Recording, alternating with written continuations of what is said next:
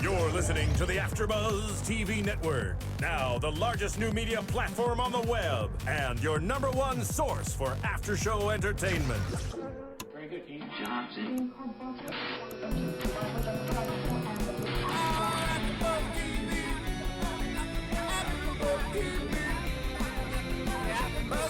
the AFTERBUZZ Studios in Los Angeles, California, presented by Maria Menounos and Bing.com, and streaming live thanks to Akamai Technologies, this is AFTERBUZZ TV's Vegas After Show. We'll break down tonight's episode and get you all the latest news and gossip. If you'd like to buzz in on tonight's show, you can buzz us at 424-256-1729. That's 424-256-1729. And now, another post-game wrap-up show for your favorite TV show. It's AFTERBUZZ TV's Vegas After Show. Good evening, AfterBuzzers. It is the 10th episode of the first season of CBS's Vegas Estinto. Estinto is the episode. Woo! Bingers for doing, and that's what we're doing tonight. I'm your host, Thaddeus Massey, and joining me this evening are the two distinguished gentlemen. Across from me are Nick Perdue. Bamm Ericsen. Nick Perdue and Bamm Ericsen. Doesn't get any better than that. We're going to miss Alex Salem tonight. He couldn't make it. He's on set doing bigger and better. I can't say better or bigger, but he's doing Great things. He's doing things. He's doing good things on set. He's doing good stuffuses. Not what we're doing. He's doing good stuff. He's doing good stuffuses. I wonder if he has his mustache that he had rocked last week. Alex, are you wearing it? I'm not sure. Bamm did come with his beard. Not sure if you have your mustache still. Bamm has enough beard and mustache for everybody on the panel. So it's been what? This episode, I'm starting to figure something out here with the Vegas show on CBS. The whodunits is really never going to be about the whodunits. The writers try to like relate the whodunits to the Savoy, but obviously you can't do that every week and have a 20-something episode season without the Savino and Lamb coming to butting heads in a severe way. Yeah. Somewhere amongst the season. So they have to play this out and pace this out amongst the duration or the life of the show. So the whodunits always seem to bring out something personal that tends to be the crux of the show on the Ralph Lamb side or the sheriff side, the rancher justice side of the show. Whereas with Savino and the Savoy, it seems to be more personally motivated. I think the fans are more invested in that aspect of the show. That's just me. I'm more invested in that aspect of the show. It's more interesting. And then the actual Bamm's giving me that look like, get it out, Negro, get it out. The rancher side is kind of blah. So what you're trying to say is, what I'm saying is the rancher side is dry, okay, and the casino side is what's the interesting part. That is what is keeps me. Well, it's Vegas. Well, it is Vegas, and not just that. It's just the fact that what interests me most on the rancher side is what happens in the personal relationships, and we can actually go into that. We can see that there was actually an issue with Ralph Lamb and his brother because of the issue with Mia, and that actually relates right back to the casino or whatever. So the whodunit doesn't really relate back to the beef or the tension that has to do with Lamb and Savino. And it's not compelling enough, and there's not enough backstory because they have to share half of the show with what's going on with the casino in order for, I think, a viewer to be invested enough in these whodunits. These whodunits to me are like... Sometimes the whodunits are good, sometimes they're not. This one was just okay. It was very mediocre. But it had... I have to keep it real. It was very mediocre to me, the storyline. Yeah, but it had a lot of twists and turns, like the newer shows where you don't just discover that, that this a particular person is the killer. It's you think it's one person, then it's really not. So then you have to go to the next person, to the next person, to the next person, and immediately, boom, you find out it was probably who it was when you in the very beginning. So that's kind of how the whodunits are on a lot of the shows today. So, I mean, it works. It works. You know, It's- I go ahead, have Nick. to say really Yeah, go ahead, quick that I guess with this particular episode, I not to say I knew, but I kind of knew that it was the wife who was a part of the bopping off as we can say Of Merrick. of Merrick. Yeah, We find him in the And- cement mixer. because there were just like a couple telltale signs of like how she reacted, when she was in contact with the sheriffs and stuff like that, and just like anytime she was on camera, she kind of had like these tells on her face, like I hope they don't find out.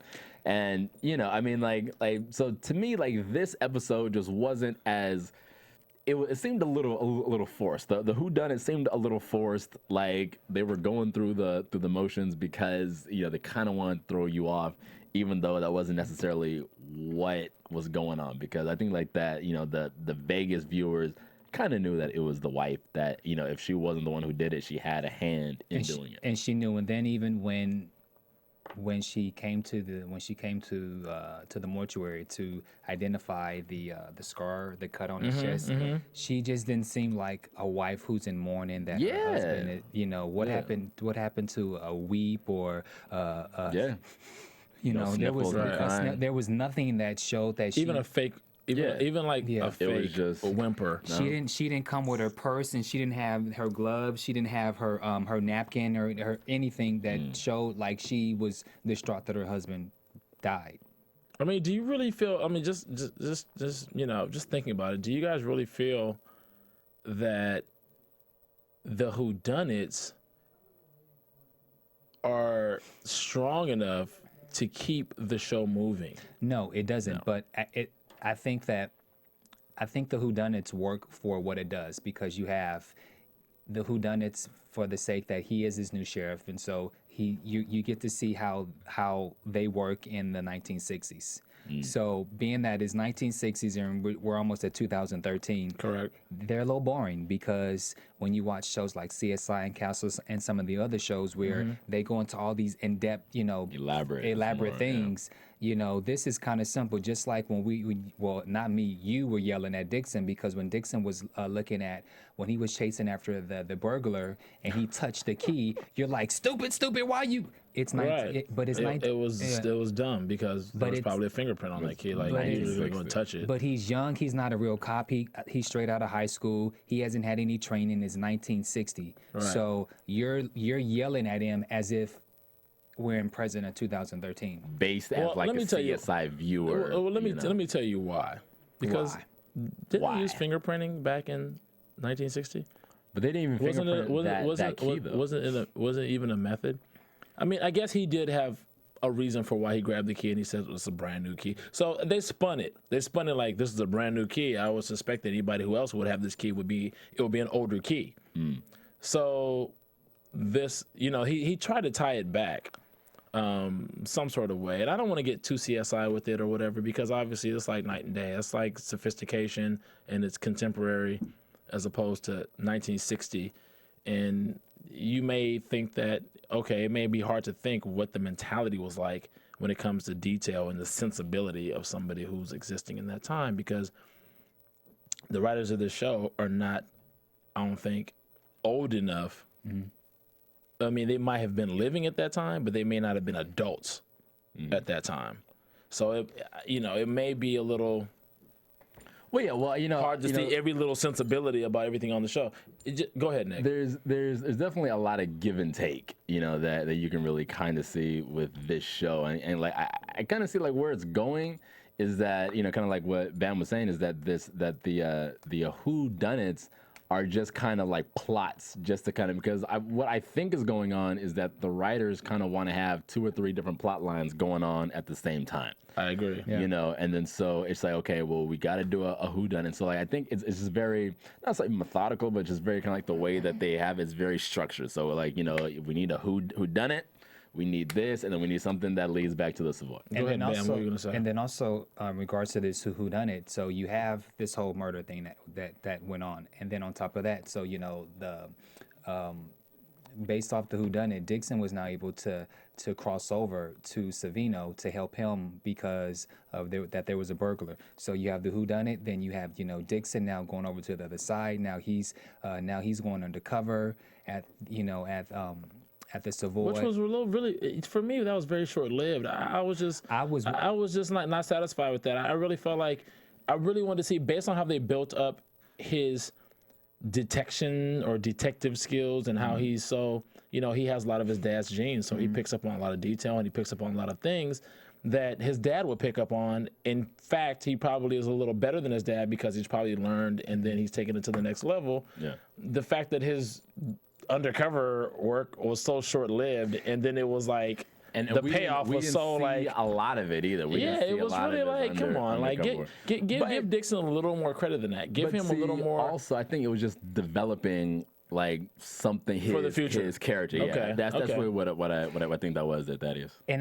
not only that, not only should it have played out longer, but did his dad know that this even occurred? Like, I don't think he knew. It was so quick. Did his dad know about this? Where there had been tension with his dad already. Oh, you mean as far as him going to be? Was his dad there? No. It was so that quick. Was unanswered. It was so quick. But wasn't he in the? No. His dad was in the sheriff's station, wasn't he? No. Or was that Jack that was there? Because his dad was out working. The other case. Okay. So like it was over his head essentially. Well, this is my thing.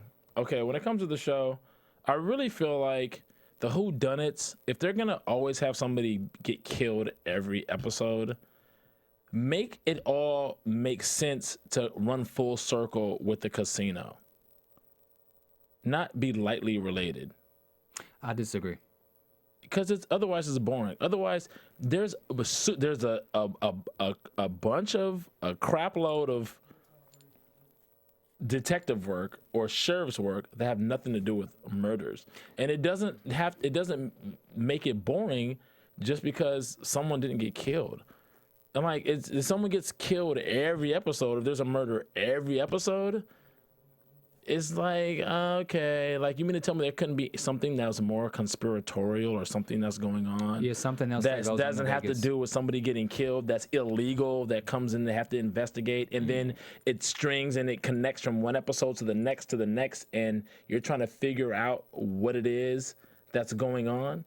The only reason I say this is because, we have shows like Dexter or Homeland or shows like that you're connecting dots from one episode to the next. It's not like, okay, there was a kid, okay, we solved it, it's done. And you have this whole big entity here, which is their main antagonist, which is Savino and the Savoy in this mob presence, that is the main crux of why he even became the sheriff. Yeah. So not all this peripheral BS. Basically, this is what I'm saying. Kind of what you're saying is that you want stuff to have like a storyline, maybe have like a 3-4 episode arc to where there needs to be more arcs. Something. Exactly. Yeah. That's exactly what I'm saying. So no, I agree with that. Right, and then have it relate to the Savoy, and have it relate to, like okay, for example, let's talk about Debbie Desmond. Okay, Debbie Desmond. She pops up with Johnny Rizzo, right? Yeah, but we haven't seen her. Okay. We didn't see her last week. We haven't seen her last week. She pops up out of nowhere. She has a ring on her finger. Okay. Now, it was my opinion, Vinny should have took Johnny to the side like weeks ago, like 2 or 3 weeks ago. I said, look, me and her used to hook up back in Havana, blah, blah, blah. So now you know, whatever. Regardless of whether he did that or not. Okay. She shows up with the ring, and she's working for the FBI. Now, for me, it was revealed later. It was revealed later. We find out she's an informant for the FBI. The DA actually came back. Had a cameo appearance. It's some sketchy shut down gas station or somewhere out in the desert. Okay.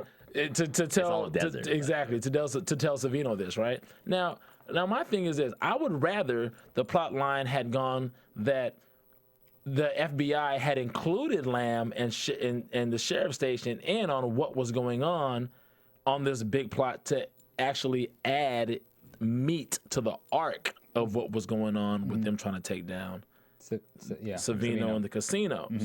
That would make more sense to me as a viewer, as a fan. As a fan, simply. So, not just it be a whole separate incident. I mean, it's cool. I don't mind them, solving crimes on the side. You're gonna do that as the sheriff. But I do think that the whole thing with the whole thing with her coming and she's engaged now to Rizzo. Again, it all ended too quick. So let's kind of break this down. So she shows up, and Mia obviously is pissed that her dad is married to or about to be engaged to who Mia probably thinks is a floozy. I don't think Mia thought that. Well, the look on her face when he said that they were gonna go and be together for Christmas, she was left outside alone for a minute before Jack. So she did kind of have a moment, was like, well, damn, my dad's here. I thought we were going to hang out. Oh, okay, he with her. So now she was kind of left to the side. So, damn, Bamm. Oh, girl. Yeah. Damn, Bamm. I think you're being considerate and sensitive for Mia. I think she was just kind of, for me, it kind of felt like, oh, well. She looked I don't have anybody. Okay, so I thought we were gonna kick it. Okay. She looked a little bum until, her boo thing showed up, but she still looked like Boo thing equals And show up, Jack yes, Lamb. he did. Jack Lamb with his 10-gallon hat on. Show up, yes, he did. His shit kicker. Size 14 boot. Exactly. But Size don't mean everything. But going back to Diane Desmond, everything happened too quick. So it was revealed that she was a part of the FBI. Then Savino goes and starts kissing her and rips her shirt open to see if she has a wire. Then tells her, you have less than You have a day to get out of here. The day to get out. And then when we see her again, she's laid out, injected, she's overdosed, she's killed. And Rizzo says that he says to Savino, he says, once a junkie, always a junkie. And now. And he had that look in his eyes where his eyes were a little glassy. Whoever this, I gotta find this guy's name out. I know Alex looked him up a few episodes back. This guy's a good actor. He is a good actor, but I think we just found out that she was a part of the FBI. Now she's dead. Now she's gone. Now Rizzo, like everything. And she was able to get her card. Remember they were having issues with her work card? Yeah. So he was like, you're able to work the work card thing out that quick? One phone call. One phone call? Yeah. Like, come on, dude. Like, really? Amazing things could happen from the inside. Like, if your work card issue was that big of a deal, why would you, if you knew you had people behind you to make that just means she just wasn't that bright. She wasn't that bright too. She was resting. Floozy. She was resting on her laurels of being sexy.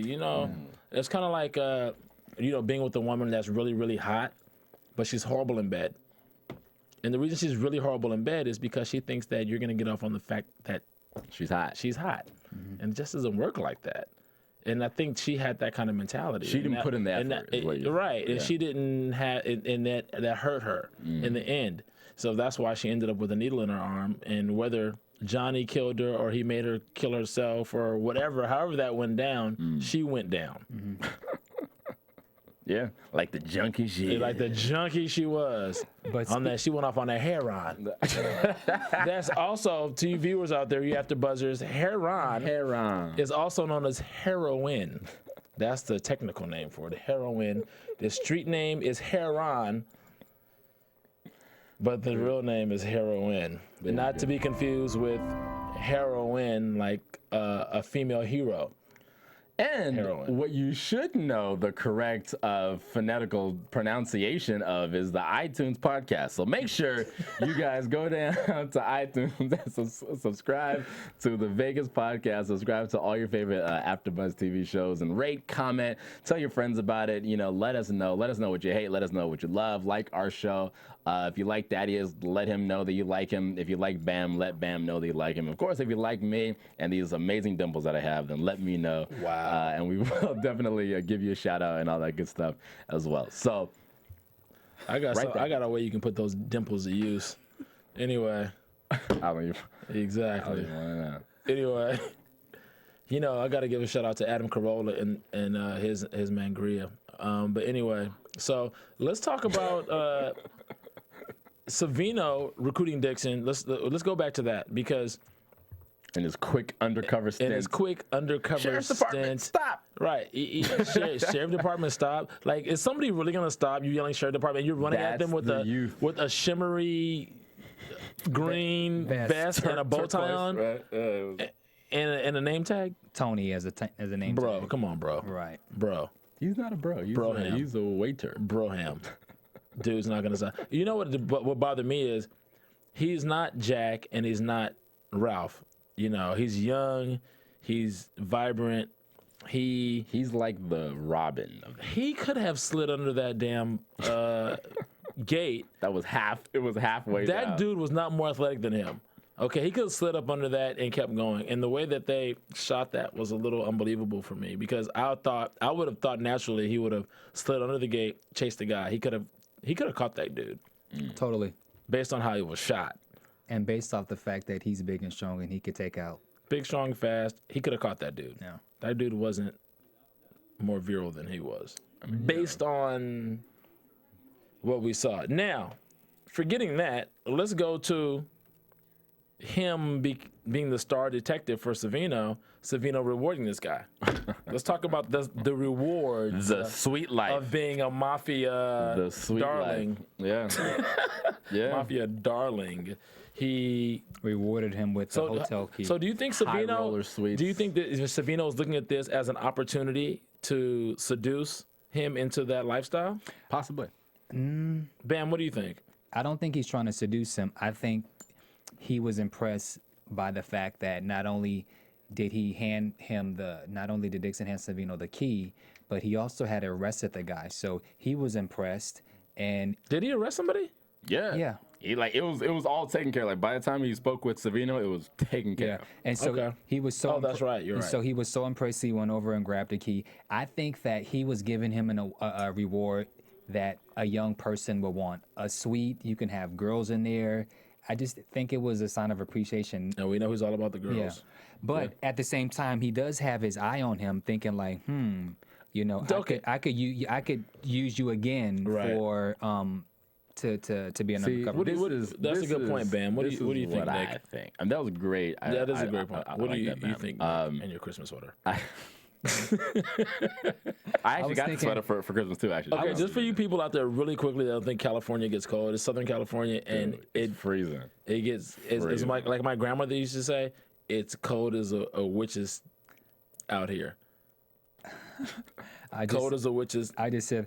That's it what my earlier, grandmother yeah. used to say. I was actually Anyway. thinking Bill Cosby. I mean, I just either want way. to give you the jello. Anyway. Either way, it keeps me warm. Okay, so Nick, go ahead.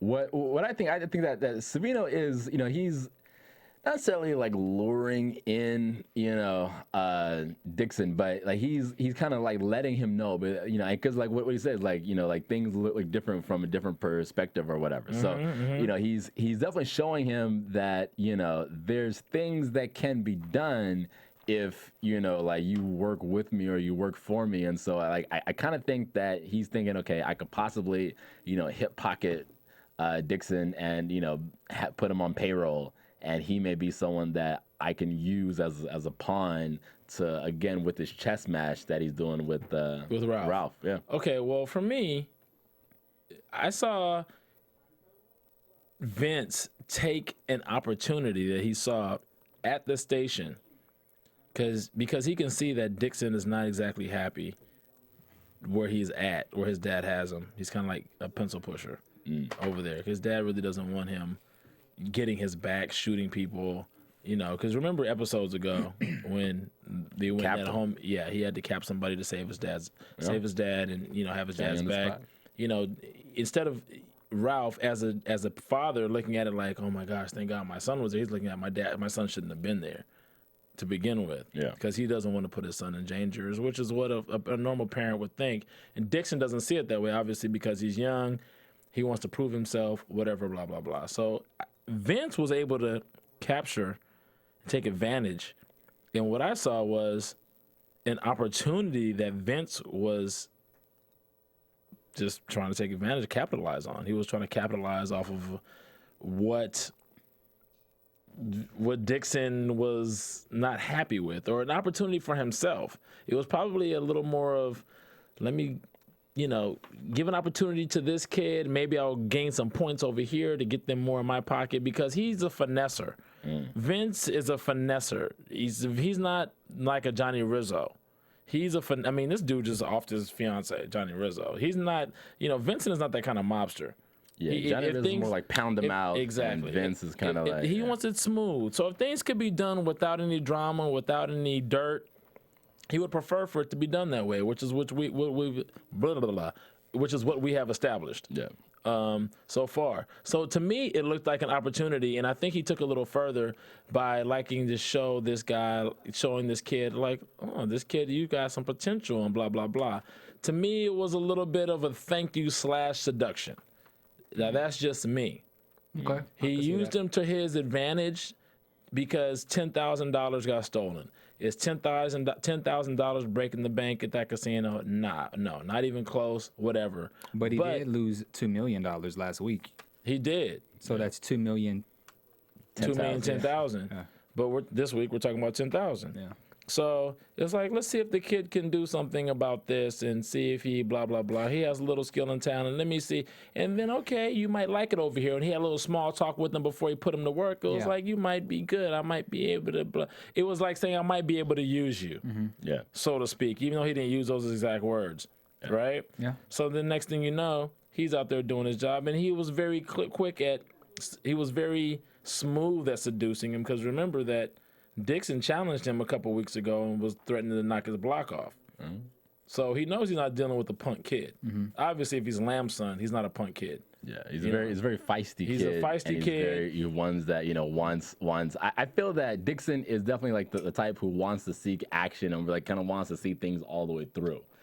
So he'll work and he'll scrap it out and do whatever he needs to do to find that end all be all. So we can dust this off and throw this in the books. Just like he was destined to have that party, the Christmas party, in which the rules said that they were not able to have Christmas parties. So he took advantage. He originally did not. He originally declined wanting to use this suite, but he was like, okay, well, I can't have a party in the police station. I'm gonna bring the party to the suite, and that's what he did. And let the Savoy cater it. Yeah.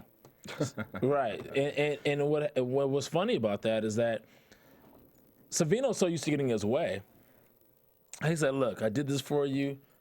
Go ahead and take advantage of this. He thinks the kid's automatically going to take it, whatever, blah, blah, blah. And then you see Dixon's, morals his laurels. It's like getting, he had a little plight going on. I was like, it's like, I can't do it. Like, no, this is a little above my pay grade. Like, if it was Jack, it might have been a different story. But see, the thing is, everything is relative. Like, if that would have been Ralph or if that would have been Jack, it would have been, that kind of favor would have meant something deeper than just offering it to Dixon. Speaking of offering, can we go a little back into the whodunit and go into the whole church thing? Because what I found was what I found interesting with, again, as we were speaking about how sometimes a whodunit doesn't really come together. So the woman, she's a pastor. The preacher. Yeah. She's a former junkie and whatever, and so now she's his pastor. I don't recall women, especially in the 60s, being not only a pastor, but she's a pastor in a segregated church, because there was black people in there. I saw black people in there. They're singing. It's a real, Church of God in Christ, Pentecostal. And so you have... You saw the Kojic on the side of the window. The Kojic, yeah. So I didn't see that, but you can just tell by the type of how they were singing that song and the music. Yeah. It was very... That wasn't Baptist. That was very Pentecostal, Church of God in Christ. So she's a woman. She's a pastor. She's a woman, and it's it's mixed with blacks and whites. And this is all in the 60s. But you're the history major, but something doesn't quite seem right. But that church was like way out in the desert. See, the thing about the church was it had a tone of leading those that were far astray. You know, there are those churches that it's like, you're not even good enough to come to this church? Yes. Okay, and then you know what I'm talking about. Yes, we know. Okay, and then celebrity churches and you guys so and so. Shut up, Nick. And then there are the churches, and then there are the churches that the people who can't go to those churches start. Yeah. That was that church. Storefront or storefront church. You're right. That was the church Mm-hmm. of the people who weren't allowed because they weren't felt good enough to go to the regular church. Yeah. That's the church. Because remember, she had said she was a junkie. Yeah. I mean, her mama put dope in her bottle. Yeah. To keep her quiet. I mean, because her daddy was a performer, they just had dope in there. before breakfast. He had it before breakfast, after the show, and before breakfast. He had his fix, and then her mom used to put a little dope in her bottle to keep her quiet at night when she was a baby. So Sugar that was smacks. that was exact sugar smacks. Wonderful play on words by Nicholas Perdue. Gotta love it. So Okay. Go ahead, Bamm. Good point. So Yeah, so it seemed like a quote unquote reject church. There was like 5 people in the church. which most of those little storefront corner store churches normally have like Right. 4 or 5 people. It was like 5 people, and it's all normally family, and they're all singing. right. Yeah. So that's what it seemed like. I thought it was actually that was probably one of the more telling historical or cultural background things that they've portrayed in this episode that I kind of like, because a lot of people aren't really familiar with that culture of church going Yeah. or church giving or church establishment. And the last words that she said to Lamb was, she said, you know, the door's always open, you know, Sheriff. And he looked like he had that look like But the way she said it to him, it didn't come off godly to me. it was very well. The reason it didn't come off godly is because to me it came off like, you know, you need to have your ass in church because even though you're righteous, you're not right. Okay. You're good point. righteous, but you're not right. Yeah. Like And you follow the law, but you ain't right. And I could see through you. Exactly. It was like a grandmama in a young Yeah. body. She was kind of hot, actually. I was kind of hoping that he would hook up I with didn't her. get that. You didn't think she was kind of hot? No. When she was saying to Hot preacher. to I go to Lamb church is every that Sunday. Bible study on Wednesdays. Children's church on Thursdays. Deacons meeting. Deacons meeting on Tuesdays. I'd Old be at people church meeting. just like my boy Dante, like 4 or 5 Everybody times a week. Choir rehearsal. Choir rehearsal. everything. I'd be the head of the band. And that was my preacher. But no, I mean, I think that she may have, like kind of like ways that like it wasn't all godly. I feel like she may have had some ulterior motives. Like, I would like to see you in church because I like to get to know you a little better. That's what I took Like it as. that's kind of the way she said it. I didn't take it If as we that. see her again, then we may see something happen. But I don't think we'll see her again. In No, we Johnson. won't. I took it based on like a reality check for him. And that's how I took it as. Like, I think that's the woman way said it was supposed to be, but like the way that it was like. And the way she was looking, On- yeah, she well, was, maybe because the actress really wants to hook up with Dennis Quaid, Now and that it just came out in the character. Yeah. I don't think might that's, have. I mean, I it don't could think be that's what it was meant to art be. imitating life, but I don't think that was what it was meant. I think that she was, because the reaction he had was like, a very stoic. it was very like, yeah, I need to. I need to go to, I need to be in church. I need to like he get had my this life look on his right. face when she said that, and he looked.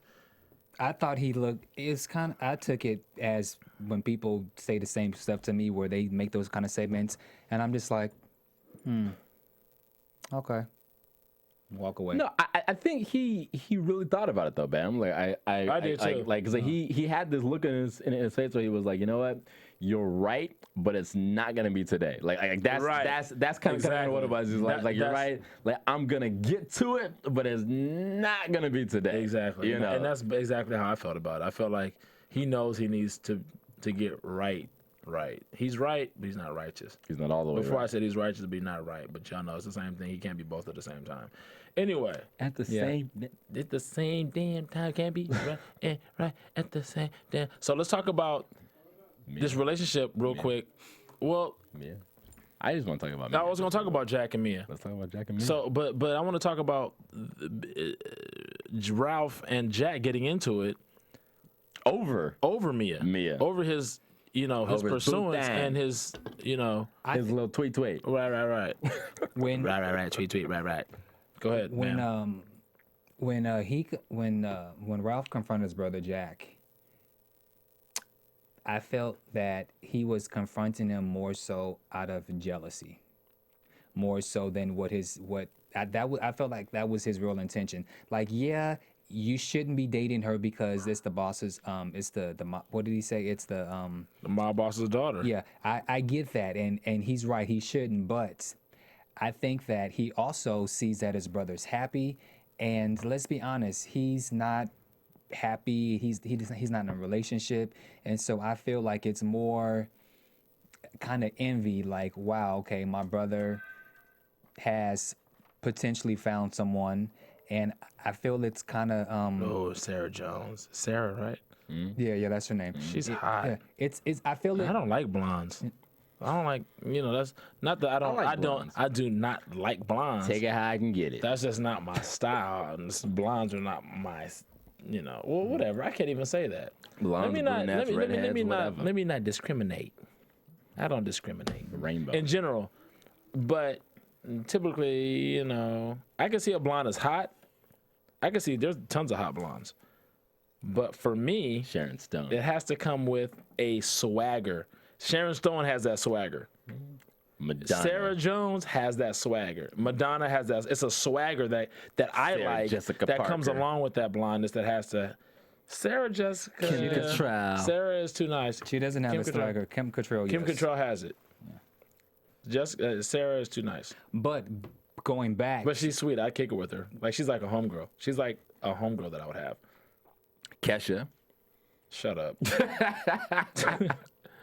okay, well, back to the brothers fighting. Yeah, Cain and Abel. but I feel like based on what Jack has done and sacrificed, and I don't want to say he sacrificed. He probably hasn't sacrificed because it's not something you think about. When it's your family and your friends, it's not something you think about. Sometimes It depends on what it is. But he put it all out there. Like, I raised your son, I buried your wife, and I took care of your business while you were away.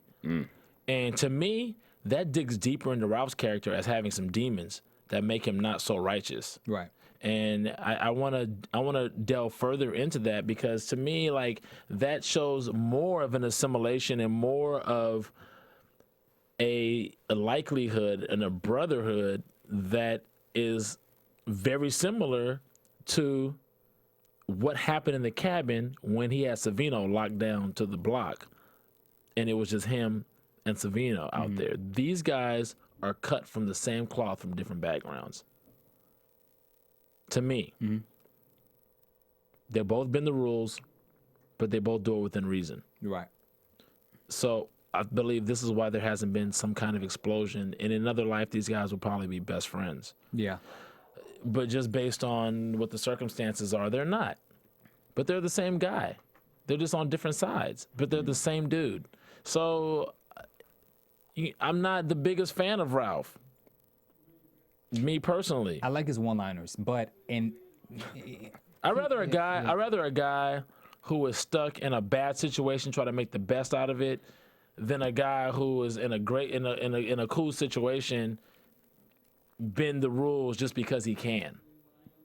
Because he has the power to do so. Because to me, that's an abuse of power. So now I'm looking at Ralph like, well, I'm not so impressed with your character. Not the character of Ralph Lamb, but the character of you as a person. That Ralph Lamb has. The character that Ralph Lamb, as opposed to Vincent Savino. To me, I appreciate his character more because he's doing the best and making the most of what he's doing with his situation to legitimize him and his people and to bring some kind of honor to what they stand for.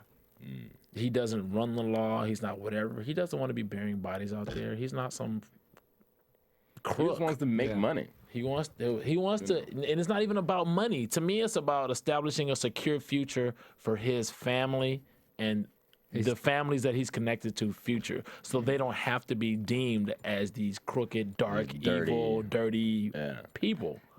And which I can appreciate. And it also more than a rancher that just doesn't want a plane to fly over his ranch from the west.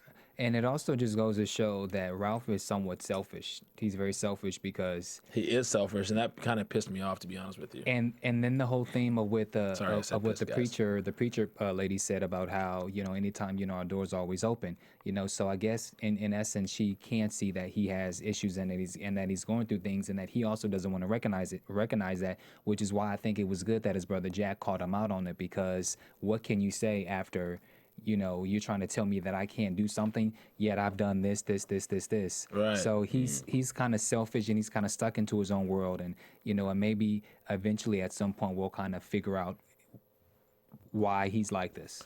I think the only thing that's gonna, and we could talk about this in predictions, but the only thing that's gonna help really break him out of that is gonna be his relationship with Catherine. Yeah, she's gonna probably ADA. She's the only one that's gonna be able to soften him to help him see Yeah, that there's more to it. How unbalanced he is in his views of situations, and how he deals with his family, how he deals with Dixon, how he deals with Jack, even how he deals with himself.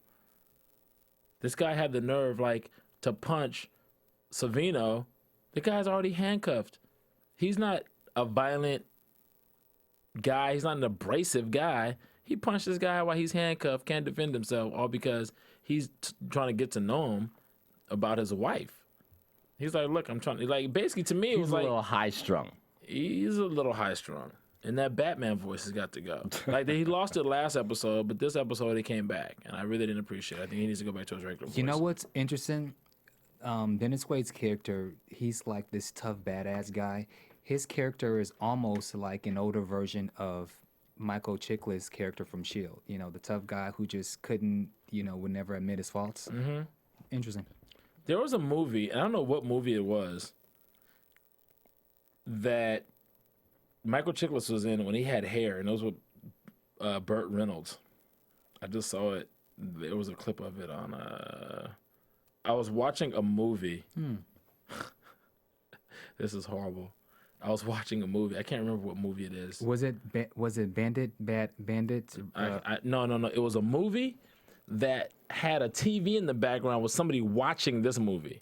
Oh, so you were watching the movie and they were watching. They were watching that scene, and Burt Reynolds beat a guy, hit, you know, like comboed a guy, and Michael Chiklis was in the scene. He was young, a lot younger, and he was skinny, and he had hair on his head. You could see he was losing some hair on the top, but he still had hair on the top, and he had hair. He had hair, and he was like, you could tell it was an old movie. You know, Burt Reynolds was the man, so it was an old movie. Tweet us, Michael. Yeah, tweet us, Michael. Let us Michael, know. let us know what film that was. I'm not going to look it up film on that IMDb right now. I'll have the answer for you guys next week. I should have looked it up when I was watching the movie, but I was into the film. No, And I it just won't happened to notice that's Michael And Chiklis. It won't be with next Burt week. Reynolds. It won't be next week, brother. It'll be after Next after episode. I didn't mean Christmas, next after the week. I Christmas meant break. next episode. Really quick, do we want to talk about Jason and Mia's I keep calling them Jack and Mia's relationship. They got together, and then Yeah, she wanted to. he actually like He manned up. took it. He didn't take it, but he was, you know, he was. Oh, he took it. She was like, "This is not gonna work." Actually, yeah, we can talk about that for like really quickly. He sent her a gift, and then I felt like she should have been like, "Why you all in my business?" When her dad was like, "Who was that from?" She was like, "Oh, this is just from somebody who's trying to become a performer here at the hotel." I feel like she should have been like, "Dad, shut up!" Like, No, I get my own mail. it's her dad. She should have been. I'm not saying she had to say that in those words. should have been a little more stand up. Assertive, A little like more, yeah. I get my own mail. Yeah. Like I get my own. I have a position here. I'm a grown woman. I'm a grown woman. Like, I get, dude, yeah. back off, bro. If I was 14, then you can ask me questions. If but it was no. something that pertained to the hotel or something was really cracking off, I would let you know. Like, chill out, type of thing. Fair enough. I mean, but That to me is I feel did like play she's it strong off, enough. though. To me, I felt like to me that says that she's really more scared of her character. I mean, scared of her dad than that character has really established. To me, that's not consistent with the character. To me, her character is stronger than that. Not to where she would. But is it also respect that she has for her father? It has still? nothing to do with respect. Not for that character. I mean, That character, that girl has a titanium Wolverine backbone. I understand that, but there are some people, and no matter how strong you can be, with certain people, you are because that's her less. father. Yeah. Like if it was like, you know, a brother, like someone who's her equal, but this is her father. So, because like at the end of the day, he's her daddy. You know what I mean? So she still has that, like, I'm just saying, he's my father mentality. I get that, but in the manner that he asked, to me, it was kind of like she didn't have to give him that big of a BS answer. Yeah. To me, like, she could have said, "Oh, it's nothing. It's just something to do with the hotel." Like, blah, blah, blah. She was like, "Oh, she made up a full excuse. It was like a full excuse, a full lie."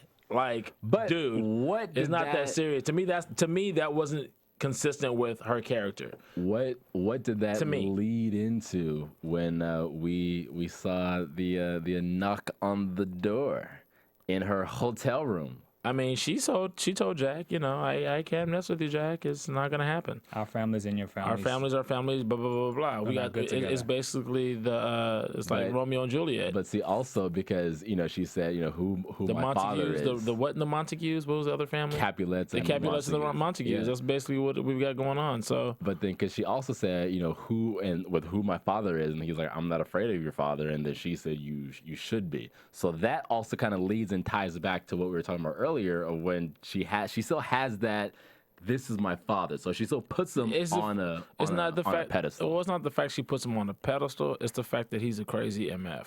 He is crazy, but he's also her father, though. Like, at the end of the day, he's her father. Right, he's her father, and she's like, I'm stuck with this crazy mobster as my dad, and he will do something. And I don't want to. I think she's just really afraid with Jack that she's gonna fall in love with him. I think she already has.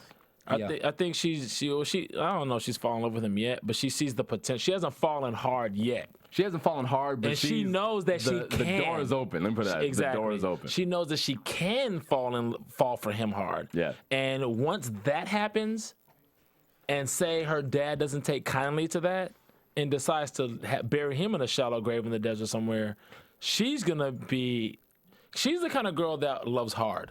Yeah. And that may not be good for business. It obviously wouldn't be good for business as far as the dad is concerned or whatever, blah, blah, blah. They can have their whatever over here on the side, but it will really be hard because next thing you know, there's pillow talk and sides are compromised.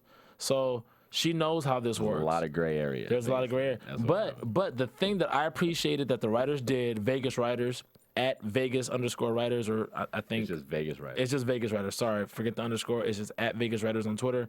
Is that they made Jack man up, be a man, and said, no, it's not gonna go down like that. And he took her and he grabbed her. He knows she has feelings for him and he has feelings for her. He grabbed her and kissed her. I don't care about your dad. Like, forget your dad.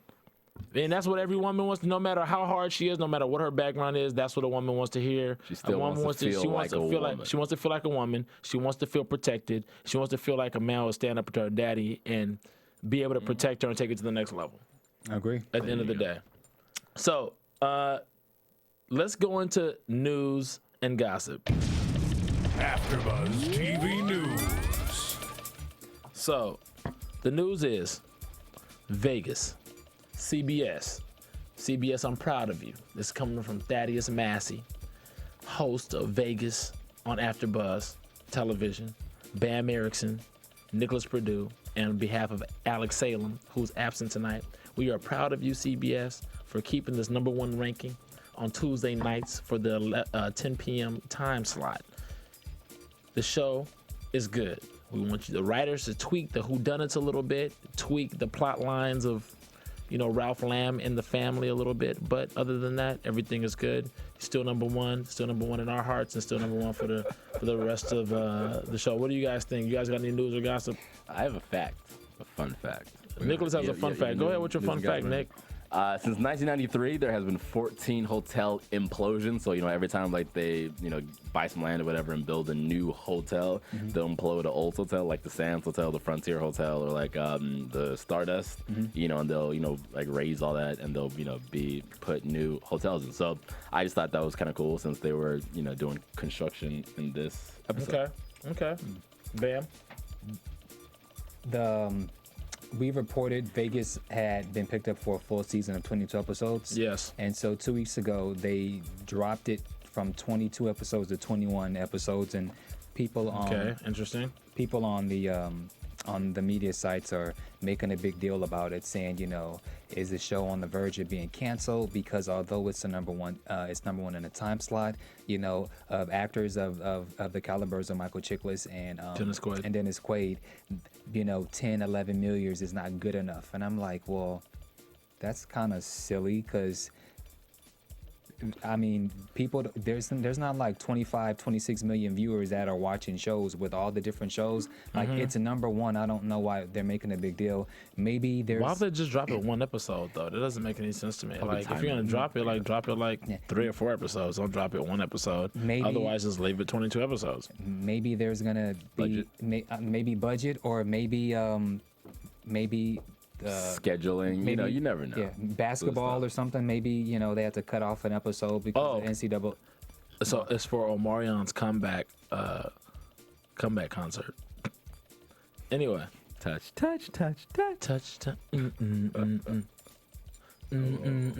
If that concert makes BET, I will be surprised. MMG. Anyway, all right, let's just go into predictions really quickly so we can get out of here. And now, and get to next week, next episode. Predictions for the following episode. Nicholas Perdue, aka Nick Perdue, aka Nick Perdue. Go. My only prediction really is that I think that Jack and Mia will Jack will have to really fight for Mia. Something's gonna happen. He's gonna have to stand up to Rizzo, and that's it. That's what I got. Okay. That's all I got. I see more rebellious coming from Dixon. Go Bamm. Oh, Bamm speaking. Bamm speaking. I think there will be more rebel from Dixon, and we'll maybe see him cross over to the side of Savino, maybe help him some more against his dad's wishes. Okay. I see. This is Thaddeus speaking. I think you guys know that. Boy, that liquor good, huh?